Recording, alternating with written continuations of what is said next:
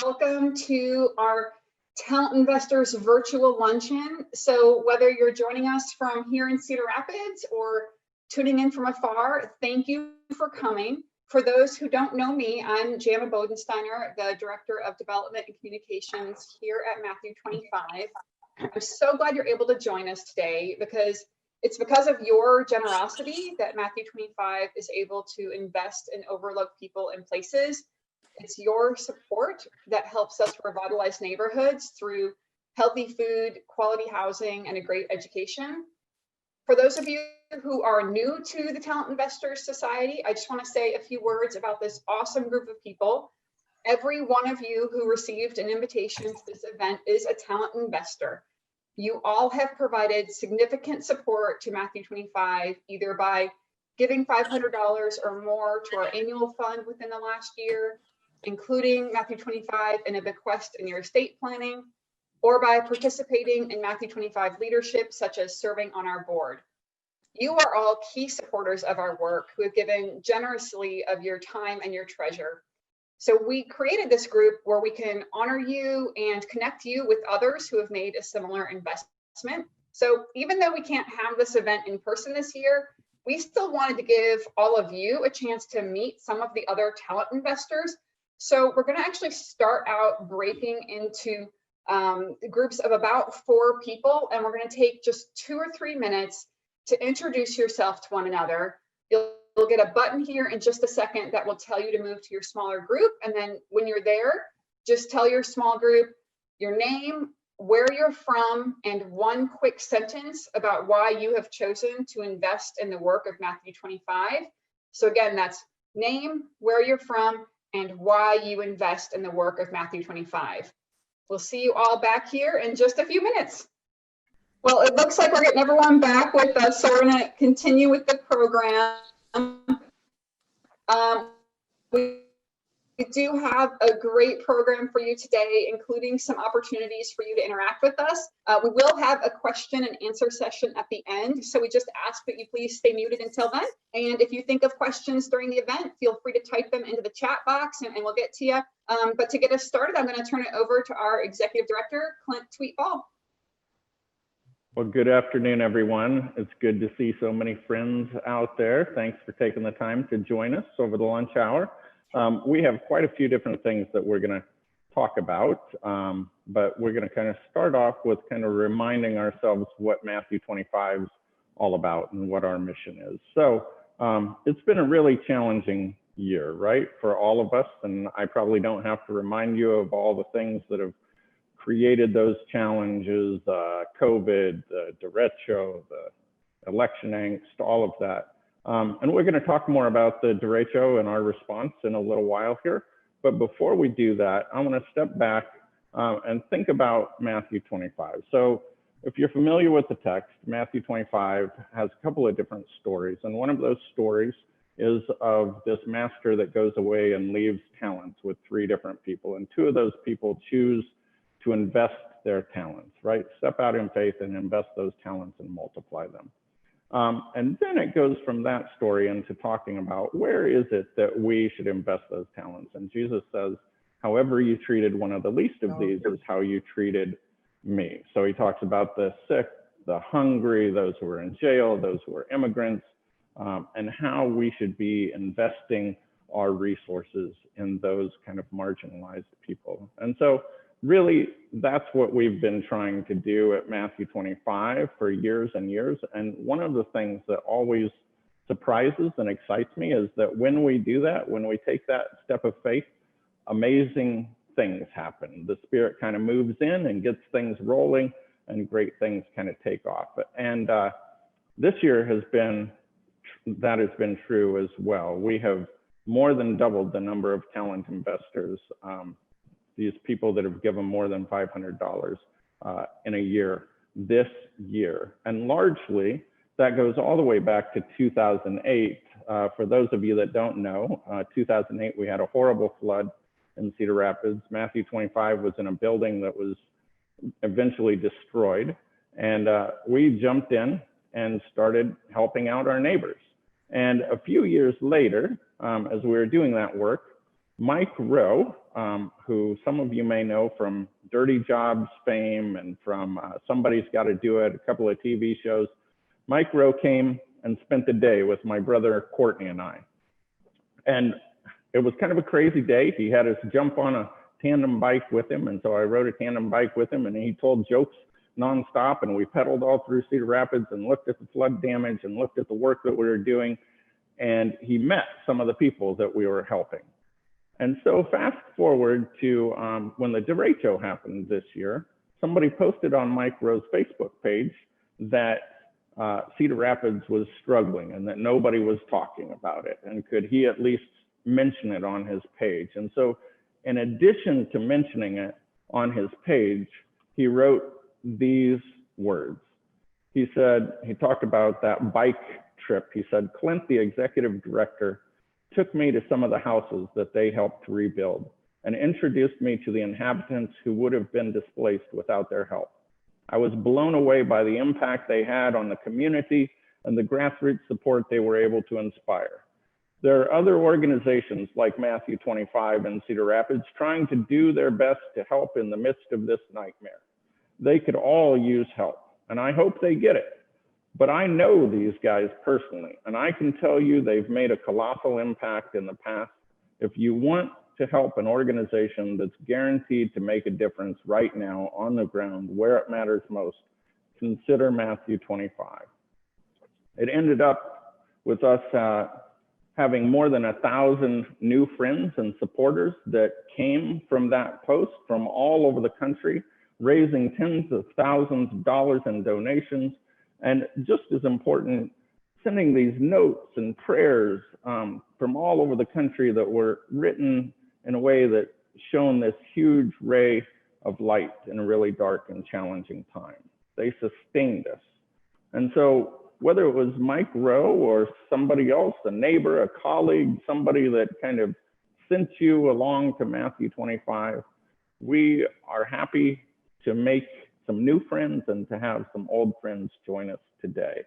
We're going to talk a little about what it looks like on the ground to assist with derecho recovery and to do other things. But before we do that, I just want to say a huge thank you to our board, to our supporters, to all the people that when things like derechos happen, say, Clint, Matthew 25 team, we trust you, go out and do the work. And to the whole team that says, we're not going to wait and watch and see what others are going to do. We're going to go hit the streets and bring hope to people. That's what we try to do. And for so many of us who are on the team here at Matthew 25, it's more than just work. It's this deep calling, this feeling in our bones that when something bad happens, we know that we're going to bring hope to people. And so thank you for helping us to bring hope.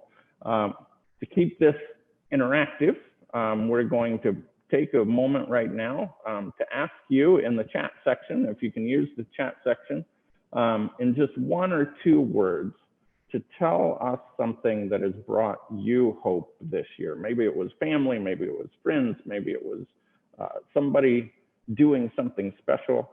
We just want you to type those in if you're able, and we'll share a little about what those responses are and how that fits with Matthew 25 work.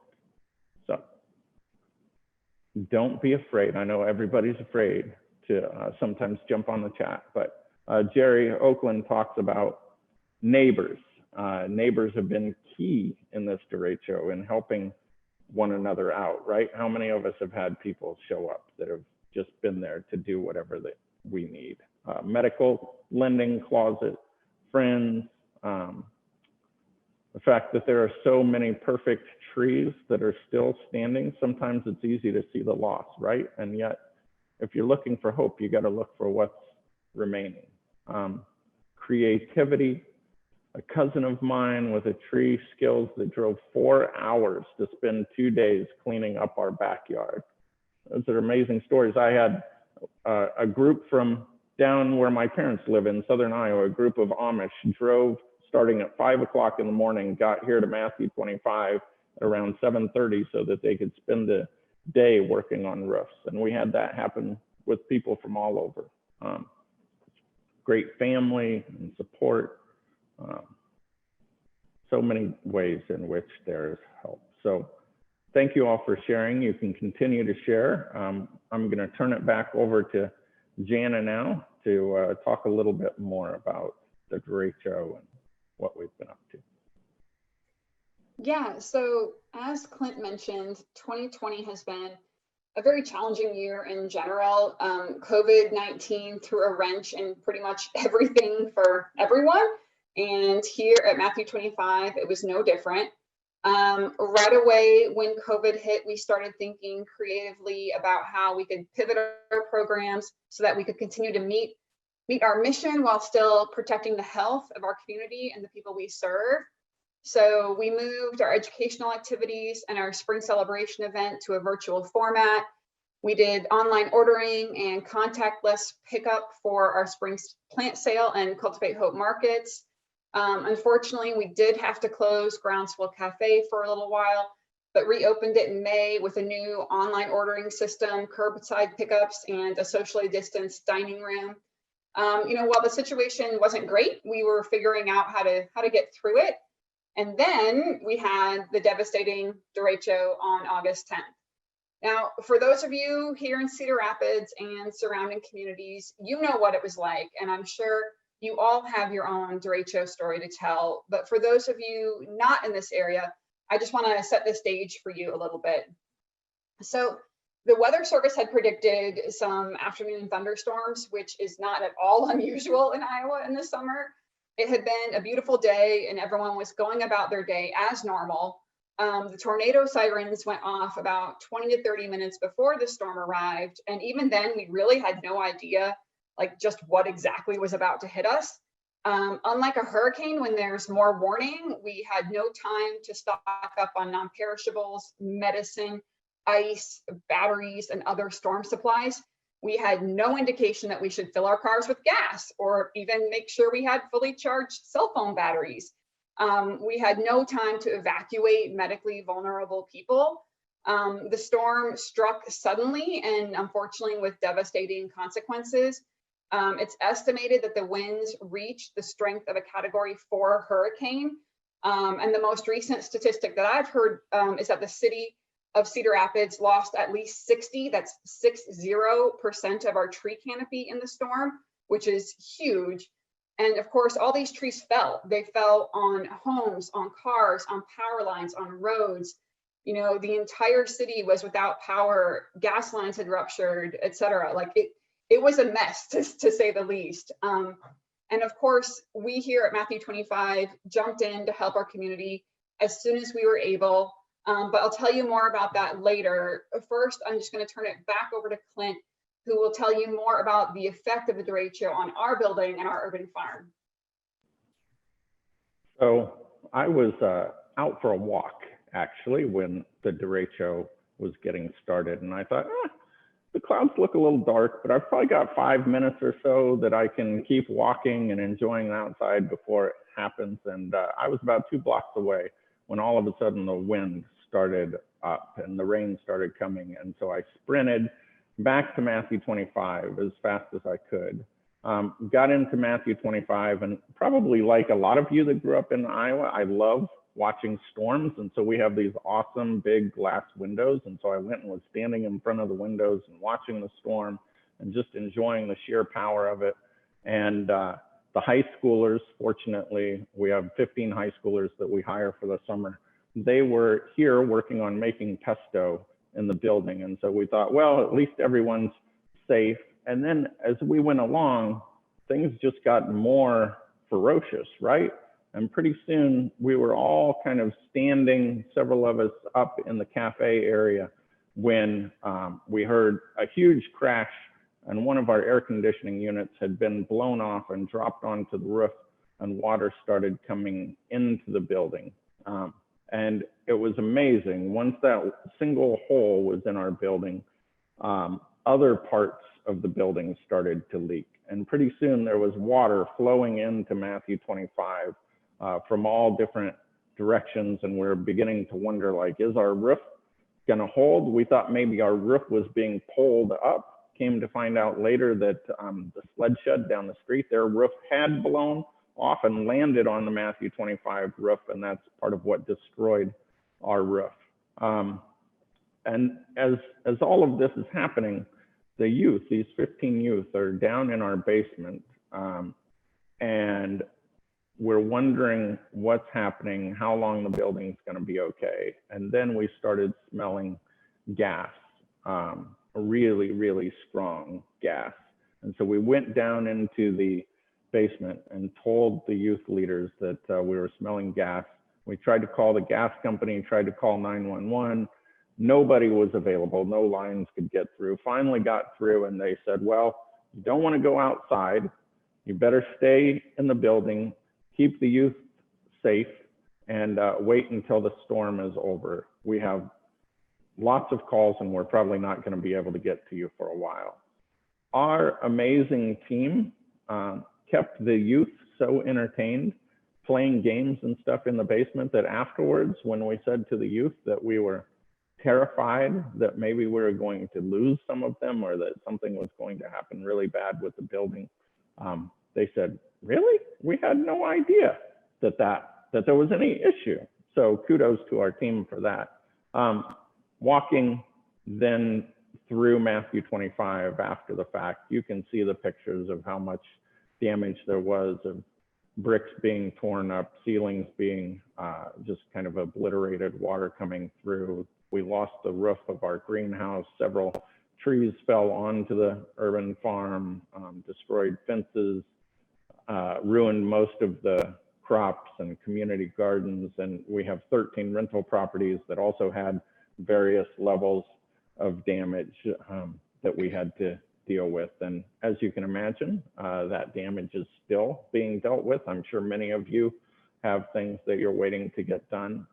Fortunately for us, the last of our carpeting is being put in to the Matthew 25 building this week as we speak. And so we're hoping that next week we'll be returning to a fairly normal office. If there's anything normal in COVID and everybody working from home and everything else, we'll have at least a little sense of normalcy.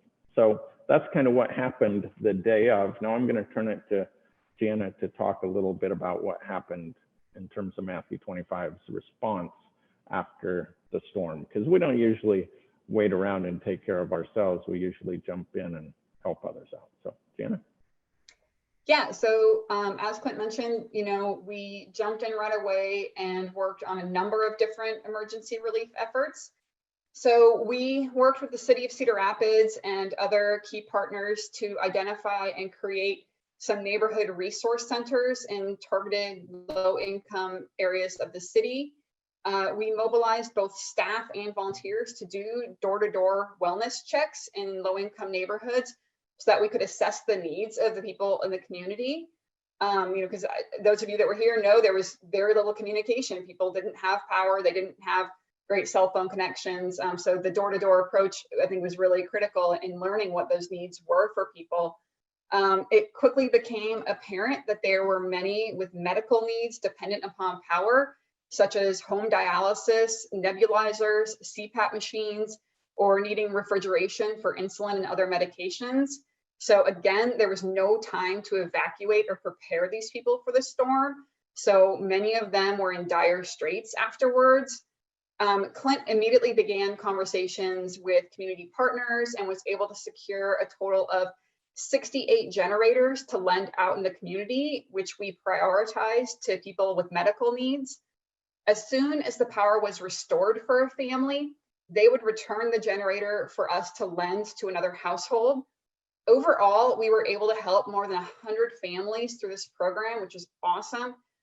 For those of you outside of this area, know that it took a full 2 weeks for the power to be restored to the entire city. And for those who had the power pole like on their house damage, it took even longer. So these generators were definitely very much appreciated by the people who got to use them. Now, throughout all of this, we were also receiving donations of much needed supplies and distributing them out to the community. So this included 35 brand new beds, more than 300 rakes, more than 1,200 tarps, etc. So it was great to have partners step up with so many supplies like this so we could help get those out in the community. Now, interestingly enough, just a couple of months before the derecho hit, we had set up a produce rescue in the Time Check neighborhood where we gave away fresh fruits and vegetables for free. Now, after the storm, we were able to turn it into like a full emergency food and basic needs pantry. And this became a very valuable resource for the community following the derecho. And our clientele there has grown significantly since then. So we are really excited about this new program and have plans to expand into a full corner store in that location next year, which we'll tell you more about next year as we get there. But since we can't take you there in person, we wanted to give you a quick virtual tour of the Produce Rescue and Pantry space with our program manager, Mark. Hi, I'm Mark Elias. Welcome to Cultivate Hope Produce Rescue and Pantry. And as you can see today, we're going to give you a quick tour of our Produce Rescue and Pantry and let you know kind of what we're all about. We opened the pantry in June of this year, and we first started serving 8 households, about 13 people. We've steadily grown that number. In the month of October now, we're reaching over 135 households and almost 500 individuals. As you can see, our pantry is set up a little bit different than many traditional food pantries. We allow customers to come in and to shop for the things that they want. We have mostly wholesome, nutritious foods. We offer a lot of produce. And we also have dairy items, as well as occasionally we will get some meat items. And as you can kind of see, we don't have the best pictures, but we're able to display things so people can kind of shop for what they want. We have a lot of canned goods, a lot of rices and grains and cereals and peanut butter and things like that. And then we also get produce. A lot of this produce throughout the summer came from our urban farm, and also from other local farmers and growers. And one of our biggest partners, of course, is HAYCAP, where we get the majority of our food products. Hi, I'm Mara Detweiler. I work for Green Iowa AmeriCorps, but my host site is Matthew 25. I was around when this pantry started, and I've kind of taken on the position of running it during the day. And I really honestly enjoy being here. It is really encouraging to hear everybody's stories. Honestly, everybody that comes in here says thank you on the way out. And I probably get about 10 different stories every day and 10 different people saying, oh my goodness, thank you so much. This is so helpful. You have no idea how helpful this is for my family.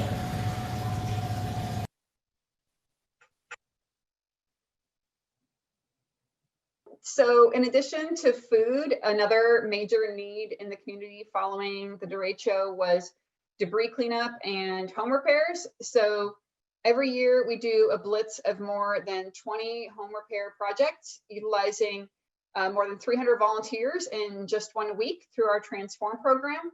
So this year Transform was scheduled just a few short weeks after the derecho. So we quickly scrambled to add some urgent derecho projects to our docket and push some of our regular projects to October. So we were able to help with a significant amount of chainsawing and debris cleanup, tarping, re-roofing, and other repairs during Transform Week, thanks to our dedicated volunteers. Now, we want to introduce you to one of the people we helped through Transform. We worked with him last year, and then this year he needed some help again following the derecho. So here's Woody. I'm 73 years old, so I really don't want to work. Hi, I'm Woody Woodson, and I've been working with Matthew 25. This will be the second year, I believe. Last year they came and they redone my garage, and they scraped it all down, painted it, put up new windows. Just paint alone is close to $500 for it. And we just didn't have it. You know, being retired on income like we are, so it was a deal to where we asked them to help us, and they were more than happy to do so. They've been wonderful to work with. They're really nice people, and I think at one time there was like 20 people over here working on my garage. The home was built in, I believe, 1891, so those bricks are due to be replaced. Well, now after the storm, definitely going to be replaced. So the decision was to tear the chimney down and just have a metal stack instead of the bricks. Thanks to all the volunteers and the people, you know, put their time in. Well appreciated. Yeah, I get kind of choked up. So while we accomplished as much as we could during Transform, there's still much more to be done. So I'm going to turn it back over to Clint, who's going to tell you more about our next stage of derecho recovery. Well, we're going to do a little poll here as we get started. So we're 3 months after the derecho, and I'm just curious, Cedar Rapids people, when you think about all the work that will need to be done to repair the Cedar Rapids community, what percentage of the work do you think has been completed? There's no right answer here, so just put what you feel like you're observing and seeing and kind of your guess. So looks like everybody is voting. Here's some quick voters. So looks like most people would say 0 to 50%, which is surprising. We thought maybe some folks would say 50 to 75%, but yeah, definitely 64% of you say that 25 to 50% has been done. And that's what we're finding, is that there's still a whole lot of work to be done. And so we're going to show you a few pictures of some of the work that we've gone out and observed just in the last 3 weeks. We've been out doing home visits, talking to people, kind of hearing about the repairs that they need. These are some roofs from the inside and the damage that is still existing. There are other pictures that you'll see of the outside of homes. Some of these are mobile homes. We're probably finding that mobile homes are the worst damaged and have the least amount of insurance for a variety of reasons, including kind of how they get insurance and whether insurance is even available, all of that kind of thing. So as we've been going out and seeing all of this damage, we started to ask the question, who's going to help people to recover? Because a lot of us, like we mentioned earlier, got help from neighbors, from out-of-town folks, from people that were engaged right after the storm. But now, as we move into the long-term recovery, the question is, who is going to help lead that recovery effort? This is an area, I mentioned the 2008 flood earlier. This is an area that Matthew 25 has some experience in. After the flood, we helped to rebuild about 250 homes. We've got people on our staff that know and understand construction from the inside out. And we've got connection with a whole lot of groups and volunteers that know construction and are willing to give of their time to help their neighbors in Cedar Rapids out. So as we looked around, we started thinking about, okay, well, maybe we need to be the ones that step up and help out. And so we started working with a group of nonprofits to organize what's called the PATCH program. And PATCH stands for Providing Assistance to Community Homeowners. The whole goal of this is to help those people that are feeling stressed and squeezed following the derecho throughout Linn County. So the way it works is fairly simple. People call Waypoint. There's a number that they can call, and then they're asked about 10 questions to just do basic qualifications, see what the gaps are and what the needs are. And then after they've answered those 10 questions, they're pretty much immediately told whether they qualify or don't qualify. We're eliminating as much red tape as we possibly can. And so if they've met all the guidelines and they qualify, and there's this immediate nature to the work that needs to be done, then they're passed on to Matthew 25. And we first are the listeners. We send compassionate teams out that listen to people, hear what their struggles are, and try to assess the work that needs to be done. After we've done that, we start to put together a scope of work. and create this solution. And these are pretty much exterior solutions that will keep the water from coming in. So we're not repairing all of the damage inside of the home. We're stopping the water, stopping the elements from coming in so that things don't continue to deteriorate. After we've put that scope of work together, we start to find volunteers or contractors or others that can do that work. Sounds simple, right? Actually, there's a lot of complexity to it, because our goal is to leverage as many resources as we possibly can so that we can spread the dollars that we've received as far as we can.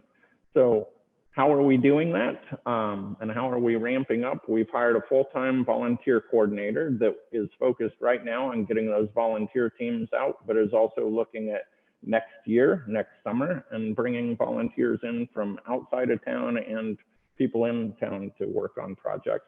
We're also starting today. We have a full-time construction manager that will be working on derecho related projects. We've leased a warehouse and have space for at least 5 truckloads of new shingles that are being donated.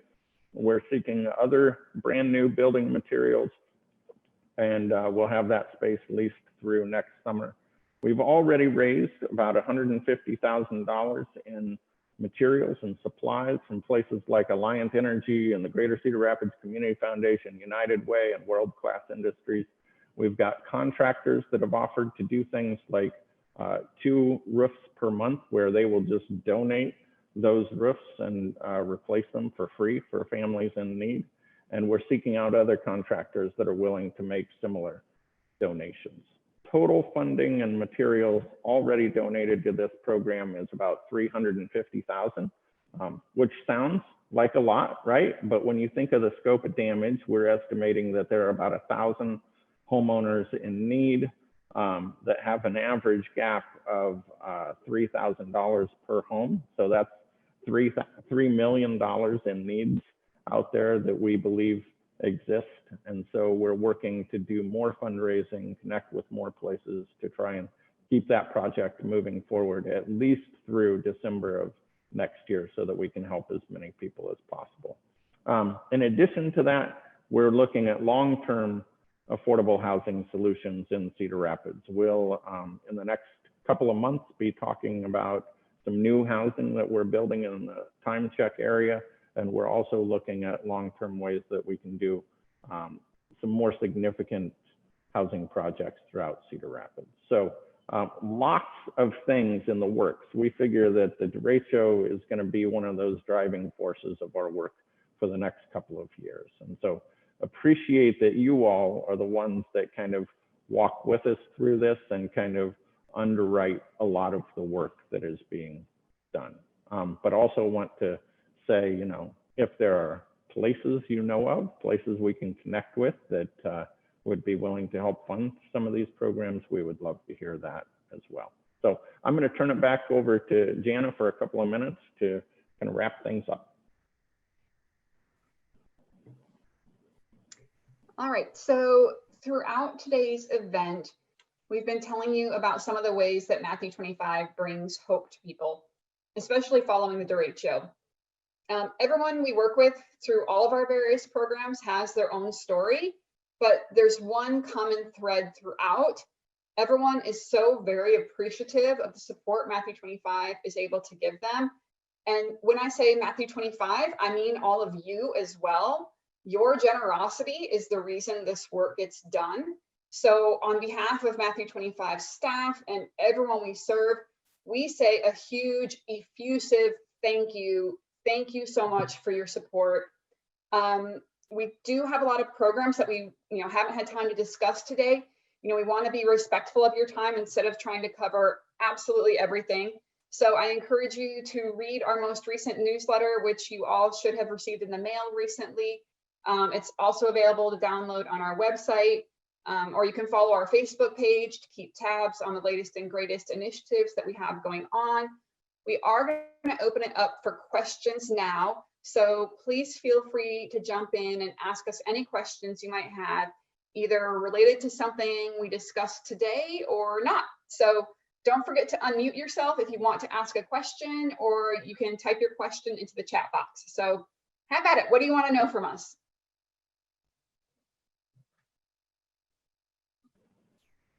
I think Libby and Charles had asked a question about how on earth did we get 5 truckloads of shingles donated. I would like to take credit for that, but I really can't. There are people out in the state that are working on derecho issues. And so somebody with Habitat statewide had said that there was a company that had 15 semi-loads of shingles and they were looking to distribute them. And so Matthew 25, true to form, stepped up and said, oh, we can store at least 5 semi-loads of those shingles, which is not as simple as it sounds. We found out after the fact that our freight elevator can't hold the weight of a load of shingles and that we didn't really have a way to move them around. And so this is one of those places where I said yes, probably overly quickly, but thanks to the Gazette and other people, we've been able to find warehouse space at a super reduced rate and a place where we can store lots of building materials.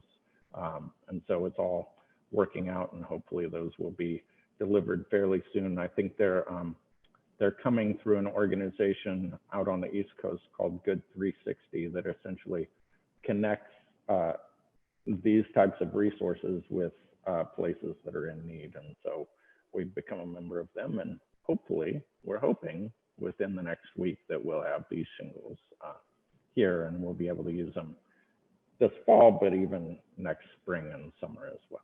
So, other questions people have? Well, and don't forget, you can ask questions like about our cafe or about our youth programs. Like, it doesn't have to be something we talked about today. So really anything that's on your mind, don't be shy. That's a great question, Jerry. Are we looking for volunteers on a daily basis for derecho recovery? I'm going to turn that over actually to Jana to answer. Yeah, we're definitely looking for volunteers right now because we're trying to do emergency pre-winter repairs. It's very helpful to have volunteer teams so we can kind of turn loose on a whole project. Trying to coordinate individual volunteers into teams is a little bit more time consuming. So if you've got like a church group or a corporate group that you can bring to us, absolutely, be in touch with me. Let me know, because we absolutely need volunteers. Another good question from Libby and Charles about repairs on the facility. So we're probably 90% of the way there after they put down the final carpet today. Then we just have to do a construction clean, and there's a few little minor things that will still need to be done. So our goal actually on the cafe was to have it back open in December because we felt like the construction work was going to be done. But honestly, we just can't see ourselves opening back up right now with the numbers as high as they are with COVID. And so we're going to take a break and wait until January to open that back up, which means if those of you that know Aaron and Tim and Matthew from the cafe, it means that they have been doing tarping and site visits and learning all kinds of little tricks about construction, and will be throwing themselves into all kinds of other fun work that needs to get done. But they're anxious to get back into the cafe too. Well, actually, Clint, there's another question. Someone asked, when will the cafe be open for dine-in? So I'll just use this as a segue for that. We're looking at opening the cafe at the beginning of January. There's just enough repairs left. And then because our cafe staff has been amazing and stepping up to help with the derecho repairs, we just need them a little bit longer as well. So, with COVID being raging again and needing some extra help from our cafe staff and still finishing building repairs, unfortunately, just the earliest we're going to be able to get the cafe reopened is January. But we are excited to reopen in January. We are going to have some of your menu favorites and some new menu items coming, and we're going to be shifting our hours to be Tuesday through Saturday. So those of you that might be working during weekdays and can't make it on our normal Monday through Friday hours will now have Saturday hours. You can come enjoy our food at the cafe. A little more about the interagency work. So there's a group called LAP Aid that responds whenever there are disasters in our community, and that is made up of probably more than 50 organizations. And so we're on It was for a while daily calls, then it became weekly calls. Now it's bi-monthly calls where we're coordinating with them. But in addition to that, we kind of help to create this separate breakout group on housing that's made up of about 7 or 8 different organizations where we're coordinating housing programs with them. So there are things like Neighborhood Finance Corp. And the Housing Fund for Lynn County will soon be rolling out a loan program that will be a forgivable loan for people that need that gap funding while they're waiting for insurance or that didn't have insurance or FEMA assistance. So you'll be seeing more about different layers of the patch program. In addition to that, you know, it's been said many times, Matthew 25 doesn't really do anything alone, and that's true. Almost every single program that we have has some sort of partnership with either schools and education, or you know, the food bank, or lots of other places in which we partner. And I guess the other thing I would mention is that, yeah, we're well connected to churches, not just throughout Cedar Rapids, but kind of across the state and nation that come and help out and give assistance. And so we'll be really ramping up for next summer, bringing those groups in to help us drive recovery forward. So. I think to add something on that, the initial launch of the produce pantry was inspired by Lap Aid calls.